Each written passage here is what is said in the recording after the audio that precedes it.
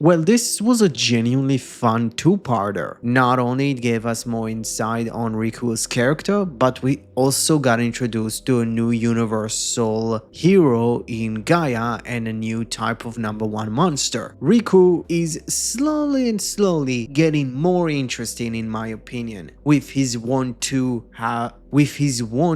be in control of his life, which is being shown by him preparing before the final battle, even straight up saying it to Gaia, which is a thing that a lot of idols lack in their time of being on top, which is interesting that he wants to go back to that life. There has to be a reason to it. Right now we don't really what it is. It could be related to the reason why he was future endeavored by his agency, and it could be somehow connected to Ichikawa's sister being kidnapped, which makes sense. The idea that somebody makes an accusation upon you and pretty much this ruining your life takes the control out of it. But I don't believe it's because of that, but it could be just someone telling him, hey, there is someone that think that you kidnapped a child and they're going to release it, so you probably should get out of here, and because of that he quote unquote left. But really the episode mainly focused on Gaia, aka universe hero Gao Red, a beast tamer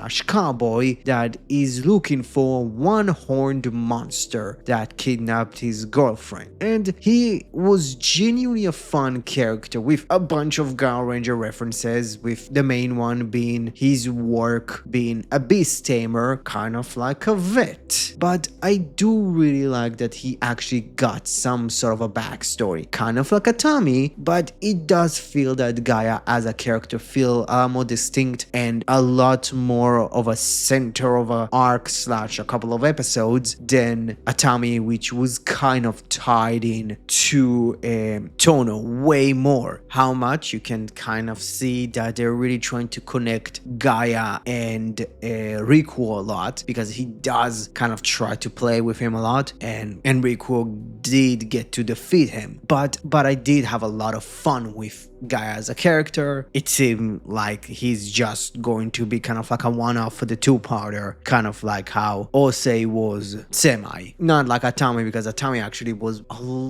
stayed a lot longer than what a lot of people probably expected. And it is interesting that we are slightly getting more lore about the monsters of the week, aka the number one monsters, with the tag monster being actually named to be a monster that June created. And it's very important, mainly because that monster houses two forms. The number one in tag, which is kind of the gimmick of the episode, which was really fun. I didn't like that it's just like he lost, gained the high ground, and then left because, oh boy, the sun is setting. It was funny. And the hatred monster, which is really cool looking. It's pretty much the Duke Orc from Gao Ranger or Zenaku, but I do like it. I don't know, there is something interesting about it, because it could be because it's actually like a real emotion. Because tagging, I don't remember the other number one monsters, but most of them weren't really real emotion. So maybe like the emotional ones are artificial. Maybe not all of them are artificial, and only the emotional ones are. And maybe because of that, they need to inhabit not only a human, which the tag monster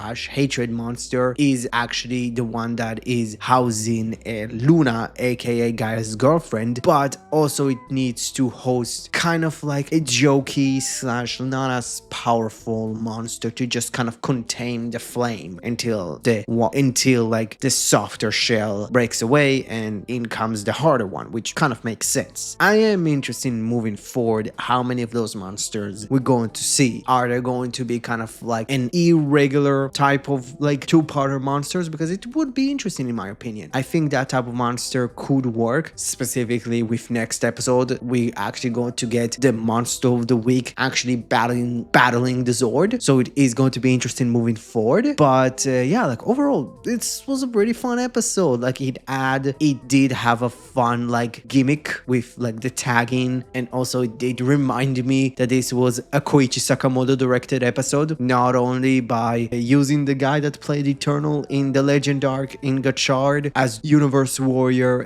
Juo Eagle, but also the warehouse, which I think every toku that Sakamoto directed had a warehouse scene. Even the Ultraman, like literally, it is kind of funny, but yeah, it actually helped to gain some more curiosity in Riku's character, but also gave us a really interesting character in Gaia, and actually slowly diving deeper into the number one monsters. So yeah, this episode was great. This one gets an A. So what you thought about Gozyuger episode number 11? Comment below, let me know. Thank you very much for watching the video. If you liked it, please smash that like button. Also, don't forget, watch my Ultraman. If you haven't done it yet, please watch my Kamen Rider Saber video. It's really fun. Also my Green Man video. It's also very long. Don't forget, you're the only one that can if you haven't helped your subscribe button achieve its true goal of becoming a subscribed button, please do. Don't forget, you're the only one that can prevent forest fires. Thank you very much and have a great rest of your day. Bye bye.